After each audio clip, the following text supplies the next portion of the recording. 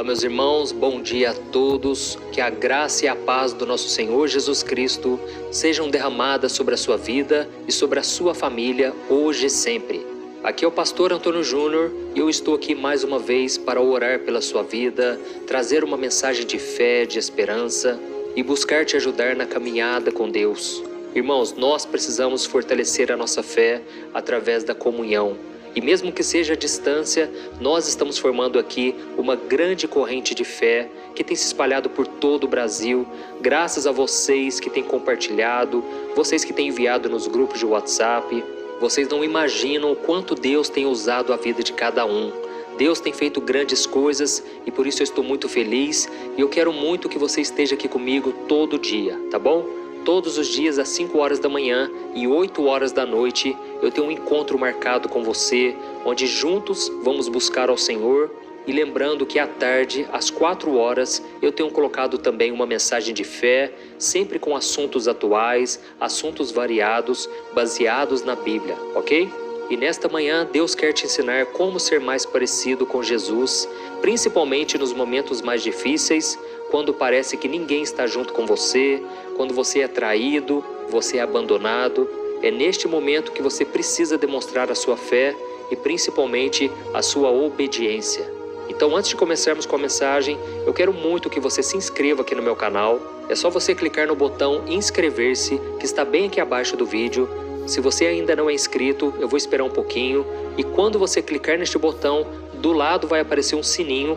É muito importante você clicar no sininho e selecionar a opção todas, porque assim você vai ficar por dentro sempre que eu colocar um vídeo novo, ok? Então vamos começar, irmãos. Eu estava lendo aqui hoje uma passagem que está em Lucas capítulo 22, em que mostra os últimos momentos de Cristo aqui na terra. Aqui mostra que ele estava no jardim do Getsêmani, e esse jardim ele fica perto do Monte das Oliveiras, que foi onde Jesus pregou algumas vezes para a multidão, e pouco antes de ser traído por Judas, Jesus estava orando ali no jardim do Getsêmani. E a Bíblia conta que Cristo estava tão angustiado pelo que viria a acontecer, que o seu suor se transformou em gotas de sangue. Dá para imaginar isso? Eu quero ler com você Lucas 22, o versículo 39 ao 47. Olha o que diz. Como de costume, Jesus foi para o Monte das Oliveiras e os seus discípulos o seguiram. Chegando ao lugar, ele lhes disse: orem para que vocês não caiam em tentação. Ele se afastou deles a uma pequena distância, ajoelhou-se e começou a orar. Pai, se queres, afasta de mim este cálice. Contudo, não seja feita a minha vontade, mas a tua. Apareceu-lhe então o anjo do céu que o fortalecia. Estando angustiado, ele orou ainda mais intensamente, e o seu suor era como gotas de sangue que caíam no chão. Quando se levantou da oração e voltou aos discípulos, encontrou-os dormindo, dominados pela tristeza. Por que estão dormindo? Perguntou-lhes. Levantem-se e orem para que vocês não caiam em tentação. Enquanto ele ainda falava, apareceu uma multidão conduzida por Judas, um dos 12. Este se aproximou de Jesus para saudá-lo com um beijo. Olha isso, irmãos. Eu não sei se você sabe, mas a palavra Getsêmani significa prensa de azeite. Ou seja, é um local onde o fruto da oliveira era espremido para a retirada do azeite. E Jesus naquele momento, ele estava sendo espremido pela tristeza ao ponto de transpirar sangue. E todos nós passamos também pelo nosso Getsêmani em algum momento da vida. Ou seja, um tempo de angústia, um tempo de medo, de solidão. Assim como aconteceu com Jesus naquele jardim, as pessoas também viram as costas para nós, elas nos traem, nos abandonam e nos magoam. E o único com quem podemos contar é com Deus. Mas o foco da mensagem de hoje é outro, irmãos. Deus tocou muito forte no meu coração para falar sobre como nós devemos tratar as pessoas que estão nos causando esse sentimento de abandono, traição, de mágoas. E para isso eu quero ler para você a continuação da passagem de Getsêmani. Vamos ver o que aconteceu em seguida. Ao verem o que ia acontecer, os que estavam com Jesus lhe disseram: Senhor, atacaremos com espadas? E um deles feriu o servo do sumo sacerdote, decepando-lhe a orelha direita. Jesus, porém, respondeu: basta. E tocando na orelha do homem, ele o curou. Olha que interessante, irmãos. Aqui nós vemos que um discípulo de Jesus decepou a orelha do soldado.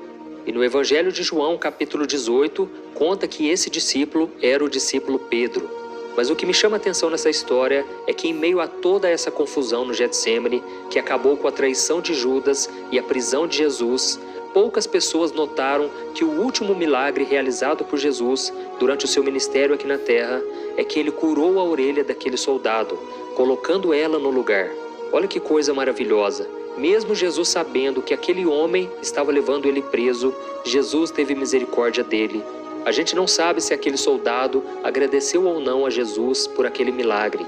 Mas Cristo não estava preocupado com gratidão. Ele se importava mesmo era com as pessoas, independente de quem elas eram ou do que elas faziam, porque Jesus amava a todos. E é aí que eu quero fazer uma pergunta para você. Você consegue se preocupar e ter piedade das pessoas, mesmo aquelas que desejam o seu mal? Eu sei que dificilmente você vai falar que sim. Isso porque todos nós somos seres humanos, somos falhos, pecadores, muitas vezes cheios de orgulho, e na grande maioria das vezes nós queremos que os nossos inimigos se deem mal de alguma forma. É o que nós chamamos de espírito de vingança. Irmãos, eu tenho certeza de que se fosse um de nós no lugar de Jesus, nós agradeceríamos a Pedro por tentar nos defender e até torceríamos para que ele arrancasse a outra orelha daquele homem. Irmãos, eu poderia chegar para vocês aqui e dizerem: olha, você não pode desejar o mal de ninguém. E aí vocês falariam para mim: pastor, falar é fácil, eu quero ver você estar no meu lugar. Irmãos, eu sei que todos nós somos falhos e que muitas vezes desejamos o mal para as pessoas sim. Mas eu também creio que quando Jesus entra na nossa vida, quando Ele muda o nosso coração, aí nós conseguimos perdoar, nós conseguimos demonstrar misericórdia, compaixão. E eu me lembro uma vez que eu estava indo em uma reunião de oração, eu era novo convertido, fazia poucos meses que eu estava nos caminhos do Senhor, e aí quando eu estava descendo a ladeira para ir nessa reunião, um grupo de uns 5 rapazes ali estavam de bicicleta e eles me cercaram, eu estava junto com o meu primo e eles tomaram tudo de nós. Eles nos assaltaram, levaram o celular e até os nossos tênis. Irmãos, naquele momento Deus me deu muita calma, muita sobriedade, e então eles foram embora, não nos machucaram. E aí nós chegamos na reunião de oração, contamos tudo o que tinha acontecido, mas para a glória de Deus, nós conseguimos perdoar, não guardamos mágoa e também nem chamamos a polícia. No dia seguinte, nós ficamos sabendo que eles foram presos, e eu confesso para vocês que o meu sentimento era de orar pela vida daqueles jovens. Eu sentia muito compaixão e eu orava: Jesus, tem misericórdia deles. Eles foram usados pelo inimigo, eles estão no caminho das trevas, sendo usados pelo diabo. E então o tempo foi passando, passaram-se uns 2 anos e um dia um jovem queria encontrar comigo, queria muito falar comigo. Quando eu me encontrei com eles, irmãos, aquele moço começou a relatar que ele foi um dos que estava naquele grupo que me assaltou. E ele me pediu perdão. Na hora eu falei para ele que não precisava nem pedir perdão porque eu não tinha guardado mágoa, não tinha guardado ressentimento. E ele me contou que a partir daquela noite a vida dele começou a piorar muito. E ele estava mexendo com drogas, e um dia, quando ele estava fumando maconha à tarde, ele pegou uma Bíblia que ele tinha na casa dele, e não pense que era para ler a Bíblia não, irmãos. Sabe o que ele fez? Ele começou a enrolar a página da Bíblia e ele começou a fazer um cigarro de maconha. Na hora que ele começou a fumar, ele começou a ler uma passagem que estava ali na frente dele, no restante da Bíblia que ficou, e a partir daquela passagem da Bíblia, Deus tocou profundamente no coração dele. E ele me disse que foi naquele momento que ele nasceu de novo. Ele entregou a vida dele para Jesus, sem ter ninguém por perto, e agora ele estava ali diante de mim para dizer: olha, agora eu sou o seu irmão em Cristo, agora nós somos da mesma família. Ele estava radiante de alegria. Irmãos, aquele testemunho me marcou muito, porque eu vi a importância de interceder pelos nossos inimigos, de orar em vez de reclamar, de orar em vez de apontar o dedo, de desejar vingança. Irmãos, devemos proteger o nosso coração. E Jesus orou ali no Getsêmani, pedindo não somente por ele, mas ele disse aos discípulos: orem para que vocês não caiam em tentação. Oh, irmãos, tudo que o diabo quer é que a gente dê lugar ao mal, que a gente devolva na mesma moeda, que a gente retribua o mal que as pessoas nos fazem. E por isso eu estou aqui para te dizer, não vai ser fácil, você muitas vezes vai ter que renunciar à sua carne, porque você vai querer ficar falando mal dessa pessoa, mas Jesus mesmo disse, se quisermos perdoar, devemos orar por aqueles que nos perseguem, devemos bendizer aqueles que nos maldizem. Sabe o que isso significa? Bem dizer significa falar bem, e mal dizer significa falar mal. E eu sei que é muito comum, quando nós somos magoados, feridos, nós começamos a falar para as pessoas mal do outro, mas isso só dificulta o processo do perdão. Se você tem mágoa contra alguém, pare de falar mal. Se não tem nada para falar bem daquela pessoa, não fale nada. Simplesmente ore e assim você vai conseguir perdoar muito mais fácil. Amém? E talvez mesmo assim você me diga: ah, pastor, mas eu já tentei perdoar, já faz tanto tempo, eu não consigo. Irmãos, vocês sabem por que Jesus conseguia perdoar até o pior inimigo? Até mesmo as pessoas que estavam crucificando ele? Ele orou da seguinte forma: Pai, perdoa-lhes porque não sabem o que fazem. Sabe por que Jesus vivia dessa maneira? É porque Jesus, ele se esvaziava o tempo todo. Eu quero ler para você só mais uma passagem, em seguida nós já vamos orar. Mas essa passagem, para mim, é uma das favoritas, porque ela me mostra o caminho para se ter intimidade com Deus. Eu quero ler para você o que está escrito em Filipenses capítulo 2, o versículo 6 ao 8, tá bom? Olha o que está escrito.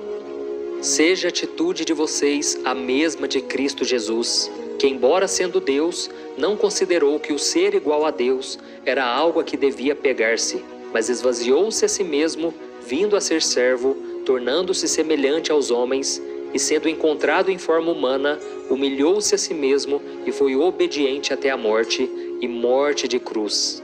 Olha que forte, irmãos. E talvez você esteja se perguntando, mas o que significa se esvaziar? E do que será que Jesus se esvaziou?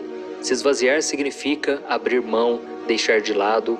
E muitas pessoas pensam que Cristo abriu mão da sua posição de Filho de Deus quando ele aceitou passar por aquela situação. Mas não foi isso. Jesus deixou de lado os privilégios que ele tinha como Filho de Deus. E um desses privilégios é que ele podia chamar os anjos para protegê-lo. Jesus não precisava passar por tudo aquilo e ele poderia muito bem se livrar de qualquer tipo de sofrimento. Mas, irmãos, ele não fez isso porque ele nos ama. Jesus se esvaziou de todo o poder que ele tinha para pagar o preço pelos nossos pecados. E foi por causa disso que ele se sacrificou até o fim, até a morte de cruz. Amém? Por isso, irmãos, se nós quisermos andar com Deus de verdade, nós também precisamos esvaziar de nós mesmos. Esvaziar da nossa carne, das nossas escolhas muitas vezes, esvaziar do nosso orgulho, do nosso egoísmo, até mesmo as coisas boas. Nós devemos refletir se algo tem nos afastado do Senhor, ok? E quanto mais nós renunciamos à nossa carne, os nossos desejos pecaminosos, quanto mais buscamos uma vida de santidade, de obediência, então o Senhor vai se revelando a nós e a vontade do Senhor vai se cumprindo na nossa vida. Glória a Deus. Irmãos, agora nós vamos orar, nós vamos unir a nossa fé. Eu quero muito que você se concentre nessa oração, tá bom? Eu creio que o Senhor vai te visitar agora, que Ele vai abençoar a tua casa, a tua vida. E não saia do vídeo assim que a gente terminar a oração, porque eu tenho um recado para você, tá bom? Vamos orar então, irmãos. Senhor, meu Deus e meu Pai, eu me coloco na tua presença nesta manhã para te agradecer pela vida deste irmão e desta irmã que estão sempre orando aqui comigo. Oh, meu Pai, que nesse novo dia o Senhor nos dê a tua proteção, a tua graça. A tua palavra diz que todas as coisas cooperam para o bem daqueles que amam a Deus e que foram chamados segundo o seu propósito. Pai, eu creio que o Senhor fará com que tudo contribua para o nosso bem, até mesmo as coisas ruins, assim como aconteceu com Jesus, porque aquela cruz não foi o final da vida dele. Pelo contrário, foi o início de uma nova aliança que o Senhor estava fazendo com os homens. Oh, meu Deus, assim como o Senhor ressuscitou Jesus, nós te pedimos, meu Pai, traga vida aonde há morte, traga vida aonde há desesperança, falta de fé, desespero. Pai, venha nos fortalecer neste dia, Pai. Que o Senhor renove a nossa força, a nossa fé. Que o Senhor nos ajude a entender a grandeza do teu amor por nós. Quantas vezes, meu Pai, nós nos esquecemos do que Jesus fez por nós ali na cruz. Quantas vezes não nos lembramos do sacrifício dele para nos salvar, para nos libertar do pecado. Oh Jesus, o Senhor escolheu se esvaziar da sua glória e de todo o seu poder para que nós pudéssemos estar aqui hoje, orando e glorificando o teu nome. Senhor, nós não merecemos a tua misericórdia, o teu perdão, mas mesmo assim o Senhor foi até a cruz em nosso lugar. Por isso eu estou aqui para te agradecer por tudo, te agradecer pela tua misericórdia, pela tua graça. Ó Senhor Jesus, nós queremos ser cada vez mais parecidos contigo, cada vez mais firmes na tua presença. E muitas vezes nós temos enfrentado dificuldades e aí nós começamos a reclamar, nós começamos a murmurar, querer desistir. Mas hoje nós entendemos que se o Senhor tivesse voltado atrás, nós perderíamos a chance de salvação. Pai, a nossa família ainda não se converteu, há tantas pessoas ainda para serem salvas. E por isso eu te peço que através de nós, elas vejam uma firmeza, um testemunho bom e um exemplo de cristão. Por isso, meu Pai, quando alguém nos ofender, dá-nos a graça do perdão, nos ajude a pagar o mal com o bem, nos ajude a amar os nossos inimigos. Ó Senhor, dá-nos desta graça, Senhor, e desde já te agradecemos por tudo que o Senhor já fez em nossas vidas e por tudo aquilo que o Senhor ainda irá fazer. Em nome de Jesus que eu oro e te agradeço. Amém. Glória a Deus. Oh, meus irmãos, esses momentos de oração têm sido uma bênção na minha vida. Eu creio que na sua vida também tem feito a diferença. Eu não sei você, mas eu não consigo fazer nada direito se eu não começar o meu dia falando com o Senhor, tendo um momento a sós com Ele.